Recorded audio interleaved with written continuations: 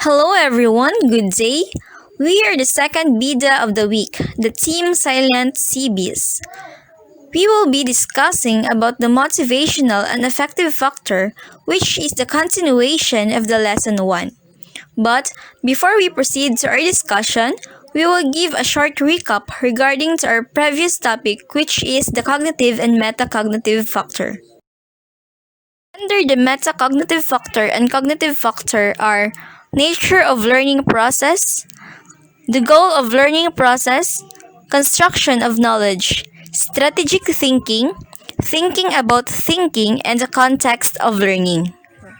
For this week, we're going to discuss about motivational and affective factors. Okay, what comes in your mind when you hear the word motivational and affective? Anyone? When we say motivational, it's an important of human psychology. It is a driving force which promotes actions. Meanwhile, the affective factors relate to the attitude, feelings, mood, and emotion that learners put into the learning task. When we think about the courses that we teach in our disciplines, we tend to focus on concept and intellectual skills that we want students to develop. However, this aspect of learning focuses on how learners feel about their learning and the course's environment. In addition, affective factors are emotional factors which influence learning. They can have a negative or positive effect. Negative affective factors are called affective filters and are important idea in theories about second language acquisition. For example, in the classroom, affective factors may be as important for successful language learning, if not more so, than ability to learn. Teachers can reduce negative factors and develop positive ones by doing activities to build a positive group dynamic. By including students in deciding aspects of the course and choosing activities that are motivating for the age and interest of the learners. Motivational and emotional influences on learning. The motivational and emotional influences of learning are the following. First, motivational and emotional factors also influence both the quality of thinking and information processing as well as individuals' motivation to learn. Second, the rich internal world of thoughts, beliefs, goals, and expectation for success or failure can enhance or interfere with the learner's quality of thinking and information processing. And last, positive emotional such curiosity generally enhance motivation and facilitate learning and performance. These are the following influences in motivational and emotional on learning. Students' belief about themselves as learners and the nature of learning have a marked influence on motivation. Mild anxiety can also enhance learning and performance by focusing the learner's attention on a particular task. However, intense negative emotions, example, worrying about competence, ruminating about failure, fearing punishment, ridicule, or stigmatizing labels, generally detract from motivation, interfere with learning, and contribute to low performance. What and how much are learned are influenced by the learner's motivations. First, motivation to learn is influenced by the individual emotional states, beliefs, interests, and goals, and of course, habits of thinking. Yes, indeed. From the word itself, motivation plays a very important role in learning. It pertains to individuals' inner drive to do something, accomplish something, pursue a goal, learn, and master a skill, or just discover without necessarily being forced or pushed by anyone. This means that in human factors, it will manage and represent the willingness of every individual to put his or her effort in a particular direction so as to achieve his goals. Intrinsic motivation to learn. The learner's creativity, higher order thinking, and natural curiosity all contribute to the motivation to learn. There are two kinds of motivation. Number one, intrinsic motivation, which is manifested when an individual engages in an activity or task that is personally gratifying. There are some factors of intrinsic motivation for us to learn. First, curiosity, flexible and insightful thinking, and creativity are major indicators of the learner's intrinsic motivation to learn, which is in large part a function of meeting basic needs to be competent and to exercise personal control.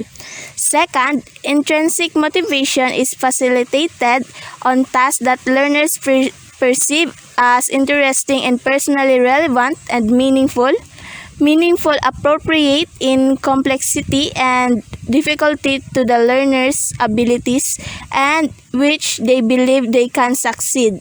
Number three, intrinsic motivation is also facilitated on tasks that is comparable to real-world situations and meets needs to choose and control.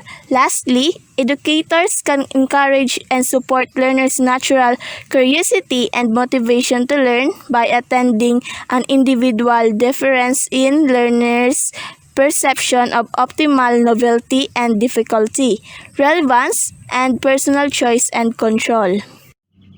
Intrinsic motivation. It comes from yourself or within yourself. Self-driven to achieve goals and learns for the sake of learning and enjoys process.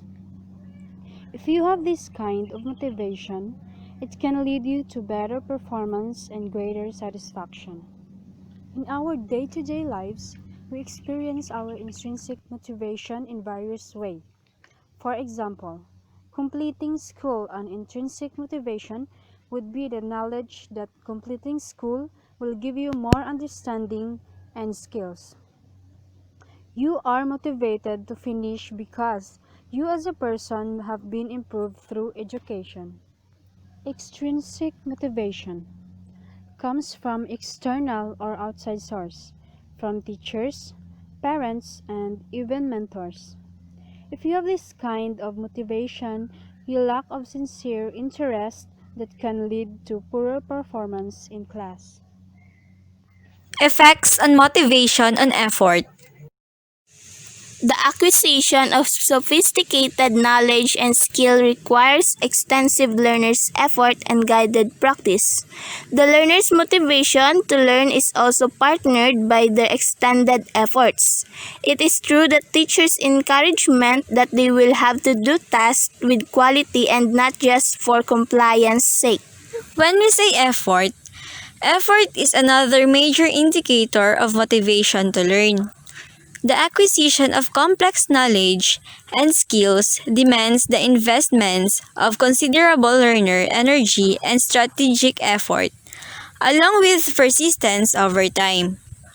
Educators need to be concerned with facilitating motivation by strategies that enhance learner effort and commitment to learning and to achieving high standards of comprehension and understanding. Effective strategies include purposeful learning activities guided by practices that enhance positive emotions and intrinsic motivation to learn, and methods increase learners' perception that a task is interesting and personally relevant. Let me read the experience in learning principles associated to cognitive, metacognitive, motivational, and affective factors. Learners acquire knowledge and skills from the experiences that they actively engage in. This scenario demands the teachers to be an active role as well to do effect in intended positive changes to the learners.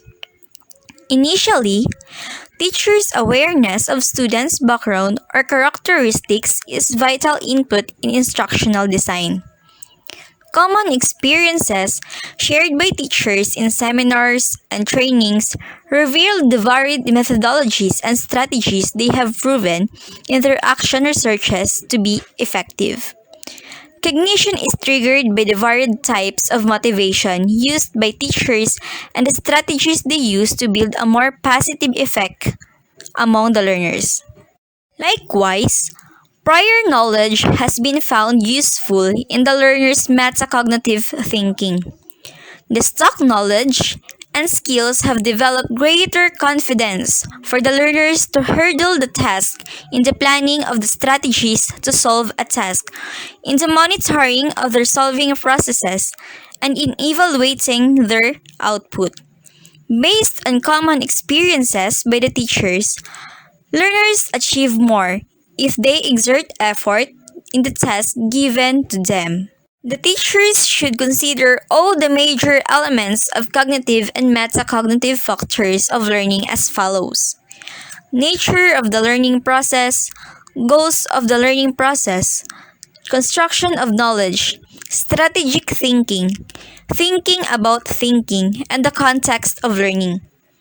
Each teacher's learning plan should be carefully checked as to its appropriateness and effectiveness in lesson delivery. Mentoring of new teachers by seasoned teachers should also be a good practice that needs to be observed in schools. Teachers have best practices in motivating and stimulating their learners depending on their age and grade levels. Sometimes, extrinsic motivation works effectively among those in the lower grades, like giving tokens, stars, or any tangible reward. As they progress from one grade level to other, teachers also modify motivation from being extrinsic to intrinsic because they are now becoming more matured learners. Their interests, as well as the commitment to finish their task, are now more critical rather than just to concrete rewards. So that is our discussion for this week. Thank you for listening. God bless!